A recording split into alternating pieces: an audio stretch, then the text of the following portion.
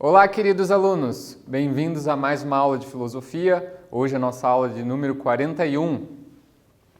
Nesta aula, nós vamos fazer a retomada de conteúdos do segundo trimestre. É a primeira parte desse assunto. Os objetivos são recordar tópicos dos estudos do segundo trimestre e destacar os temas que são recorrentes no Enem. Nas aulas anteriores, nós estudamos sobre John Dewey, funcionalismo e pragmatismo com o professor Luiz Henrique. Então, os temas a serem retomados hoje: ciências humanas, behaviorismo, Piaget, Chomsky e o inconsciente em Freud e Jung. Então, vamos ver esse primeiro tema lá que a gente estudou no trimestre, ciências humanas. O objeto das ciências humanas geralmente se refere ao ser humano e a tudo aquilo que ele produz. Isso significa que as ciências humanas têm como principal objetivo tentar compreender o ser humano e tudo aquilo que se relaciona com o ser humano. Em suma, de um modo resumido, a cultura, que é aquilo que o ser humano faz. É característico nessas ciências o predomínio da abordagem teórica em seus métodos. Então, nas ciências humanas é privilegiado a análise, a compreensão dos fenômenos, a tentativa de interpretação desses fenômenos. É feito muita leitura, é feito bastante pesquisa teórica. Quais são as ciências humanas? Algumas delas são sociologia, psicologia, antropologia, história, geografia, linguística, ciência política, ciência da religião, pedagogia, teologia, economia, etc. As ciências humanas elas se consolidaram principalmente no século XIX. Então, antes disso, essas áreas do saber elas não estavam bem definidas. Elas muitas vezes estavam ali, elas eram abordadas, esses assuntos ali pela filosofia. E a partir do século XIX, 1900 em diante, as ciências humanas começam a se definir enquanto áreas científicas mesmo, com um método, um objeto de estudo próprio. As ciências humanas não são exclusivamente empíricas e experimentais, Elas não se baseiam somente lá na análise dos dados. A vida humana ela é bastante complexa e diversificada, então é muito difícil quantificar o ser humano. É muito difícil explicar o ser humano através de uma fórmula matemática. Então não é o mesmo método utilizado lá na física, na química, etc. Então a matemática ela é mais secundária, ela representa um papel mais secundário nas ciências humanas. As previsões das ciências humanas são limitadas, portanto, Você não encontra ali definições precisas dos fenômenos humanos. Você sempre encontra uma tentativa de interpretação, uma tentativa de compreensão daquilo que é o ser humano e daquilo que ele faz, que é a cultura. Então aqui temos as influências das ciências humanas, as principais influências no interior das ciências humanas. O positivismo, que tem a sua tendência naturalista, esse positivismo que é criado ali pelo Augusto Comte, filósofo e sociólogo do século XIX, e o positivismo ele tem uma inspiração no método da física, Então, aí é a parte empírica das ciências humanas. E nós temos também o humanismo. O humanismo é a tendência que busca pela compreensão ao invés da definição matemática. Então, como eu disse para vocês anteriormente, ao invés de procurar uma definição, uma fórmula para explicar as coisas, nas ciências humanas se privilegia pela interpretação, pela compreensão do que é o ser humano e da cultura. Aqui temos então um primeiro exercício. Faça o exercício e já retornamos com a correção.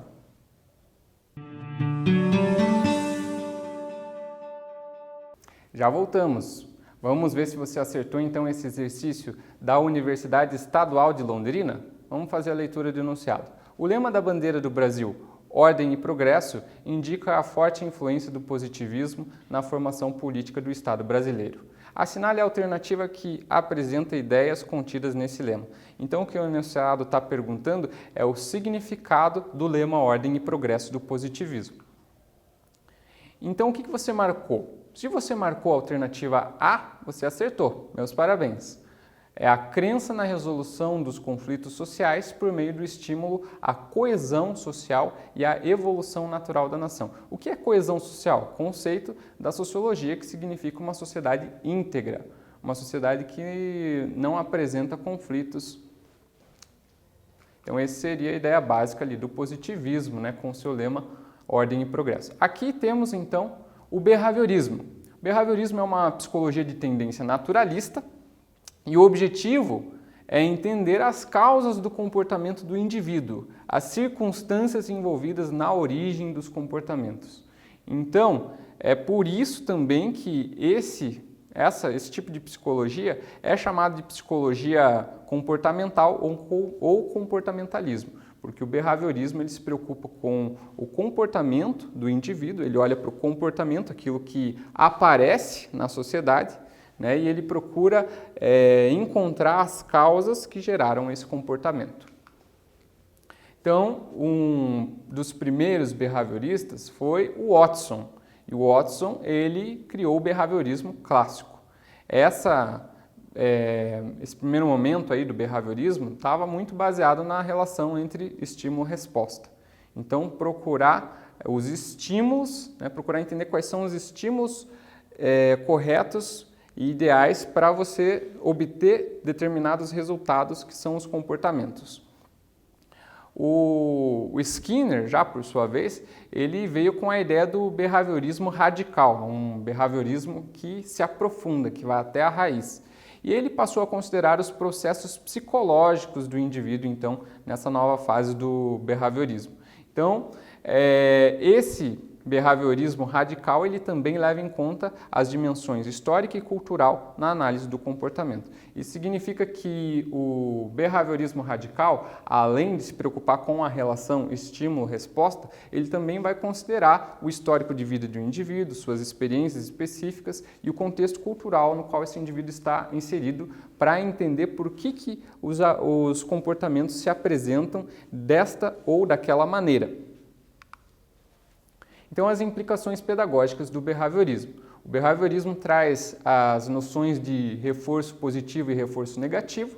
O reforço positivo seria uma recompensa, né, um estímulo positivo, e o reforço negativo seria a punição. O behaviorismo ele vai enfatizar que na educação é muito importante não utilizar do reforço negativo. Então, a escola não deveria colocar punições para os seus alunos, para os seus estudantes, né? Mas o ensino deveria ser baseado na recompensa, né? Deveria ser baseado no estímulo, naquilo que é positivo para esse estudante.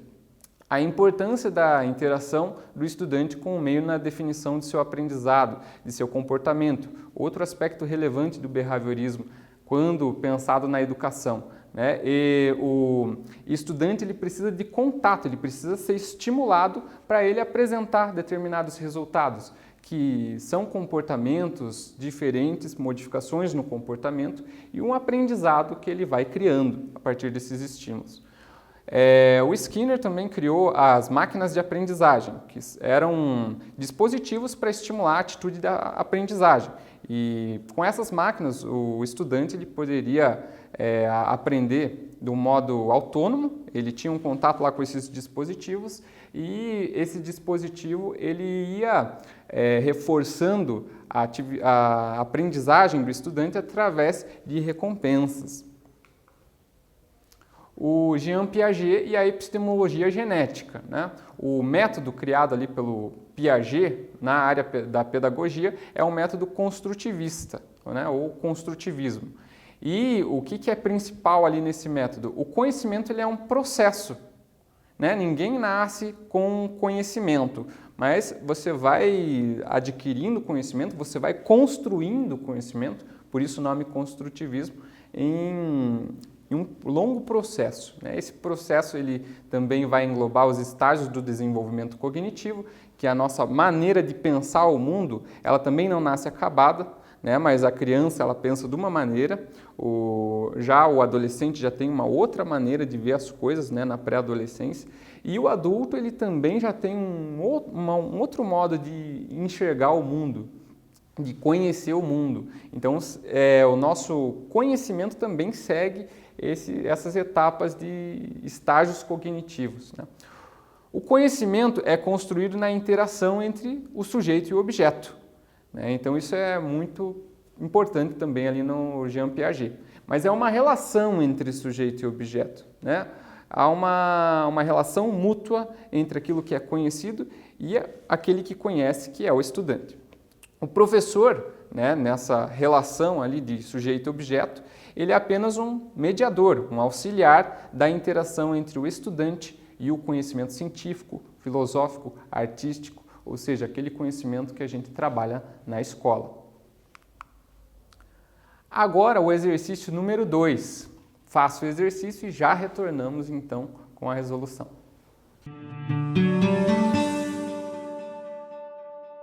Já voltamos. Vamos verificar a resposta?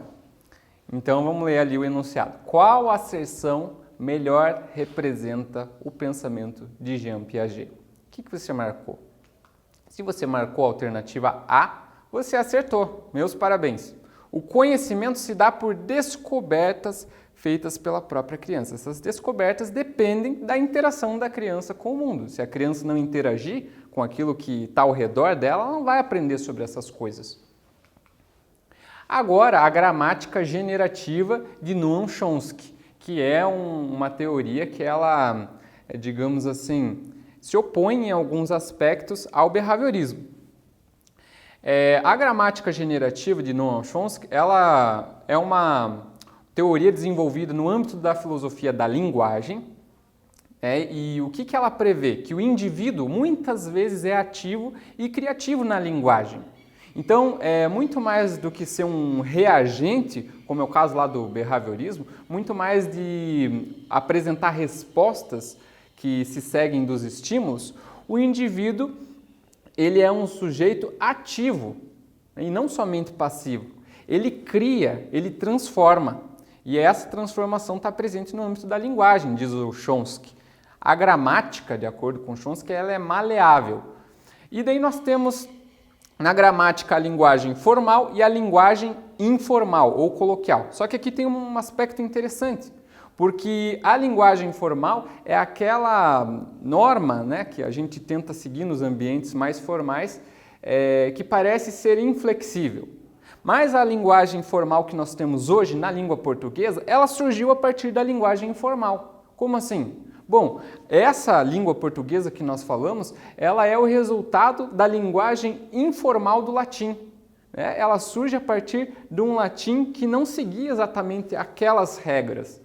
Então veja como que a linguagem vai se transformando e como que os sujeitos que falam as línguas, eles vão transformando essa linguagem. Por isso que as línguas mudam, por isso que as línguas se transformam, por causa dessa relação entre a linguagem formal e a linguagem informal.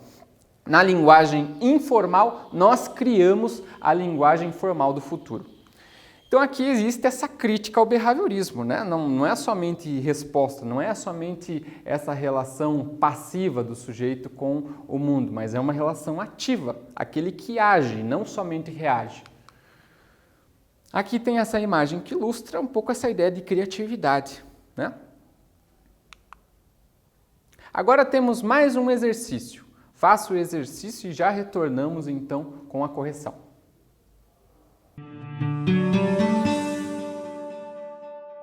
Já voltamos. Vamos ver como é que você se saiu nesse exercício de número 3, né, pessoal? Olha, aqui estava escrito número 2, mas na verdade é o terceiro exercício. Vamos ler o enunciado.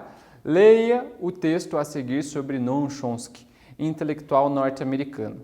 Superou faz tempo as barreiras da vaidade. Não fala de sua vida privada, não usa celular e, em um tempo em que abunda o líquido e até o gasoso, ele representa o sólido. Foi detido por opor-se à Guerra do Vietnã. Figurou na lista negra de Richard Nixon. Apoiou a publicação dos papéis do Pentágono e denunciou a guerra suja de Ronald Reagan. Ao longo de 60 anos, não há luta que ele não tenha travado. Defende tanto a causa curda como o combate às mudanças climáticas. Tanto aparece em uma manifestação do Occupy Movement, como apoia os imigrantes sem documentos. Então aqui está falando sobre essa personalidade política do Chomsky. Olha o enunciado mais propriamente, naquilo que você tem que prestar muita atenção nessas questões de vestibular. Chomsky teve seus trabalhos notadamente marcados na área da. O que você marcou? Se você marcou a alternativa A, linguística, acertou. Acabamos de mencionar isso, pessoal, né? Ele fez uma filosofia da linguagem. Então, dando continuidade, o inconsciente em Freud. O Freud ele vai criar um método de clínica, um método de tratar de pacientes que possuem doenças psicológicas, né?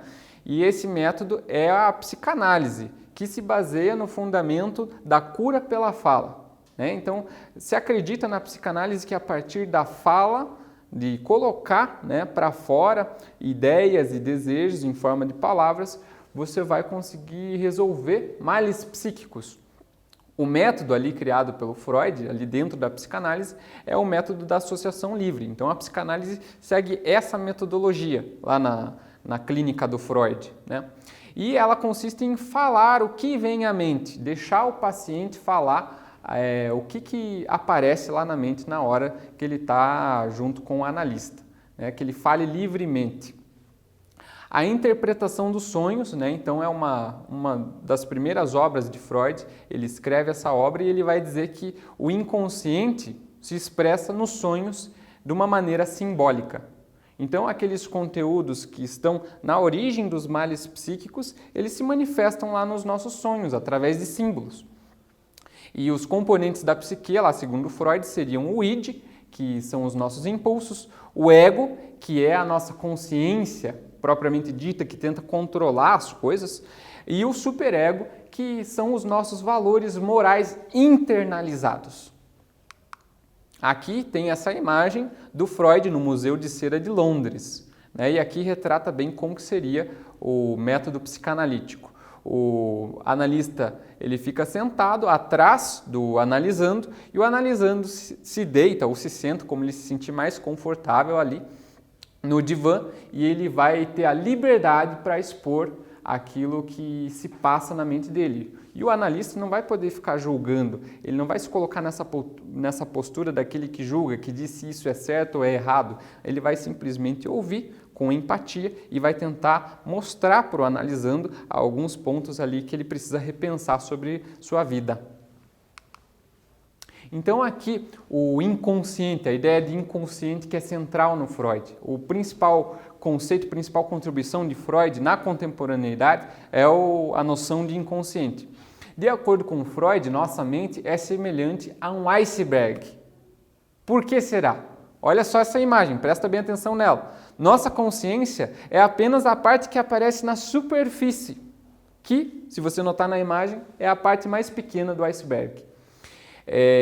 Existem, entretanto, conteúdos que estão submersos, que estão embaixo da superfície. Esses conteúdos mentais são conteúdos inconscientes, que originam, né, que estão por trás, estão lá na origem das nossas ideias, dos nossos desejos, das nossas emoções e atitudes e das doenças psicológicas, né? Então, veja só que aquilo que existe embaixo da superfície, ou seja, aquilo que você não consegue acessar normalmente pela consciência, é a maior parte da consciência. Então, a consciência ela está enraizada nesses conteúdos inconscientes. O ego, de acordo com Freud, é a consciência racional que procura mediar um conflito, as necessidades do id e as necessidades do superego. Então, a nossa consciência que tenta controlar, que tenta dar conta da nossa vida, essa consciência está no meio de uma briga de necessidades internas. Ao mesmo tempo que a gente quer prazer, que a gente busca por satisfação, ao mesmo tempo a gente quer ter uma boa imagem, a gente quer seguir os valores morais que nós internalizamos com o convívio social. Então aqui é um conflito entre o desejo e a moral. E o nosso ego, nossa consciência está no meio dessa briga, tem que mediar esse conflito. Aí o Freud também vai falar sobre as fases do desenvolvimento psicossexual. Então ele vai dizer que a sexualidade está presente ao longo de toda a vida humana e não somente na vida adulta. Existe uma sexualidade já logo na vida do recém-nascido, né? Que é a relação de prazer que esse recém-nascido tem com o mundo. E isso é que o Freud entende por sexualidade, tudo aquilo que envolve prazer. E o Freud desenvolve lá uma teoria que é o complexo de Édipo. E no complexo de Édipo o Freud vai explicar como que ocorreria a normalização da vida sexual adulta. É um período da infância em que o menino ele sente uma relação de ódio com o pai e uma relação amorosa com a mãe. E a menina, vice-versa. Seria um momento ali da infância que isso aconteceria de uma maneira natural e seria necessário para formar a vida sexual normal, na visão do Freud. Agora, faça o exercício número 4 e voltamos já com a correção.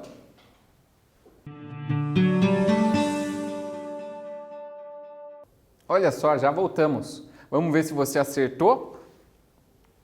Vamos ler o enunciado. Olha, gente, essa questão do Enem 2010.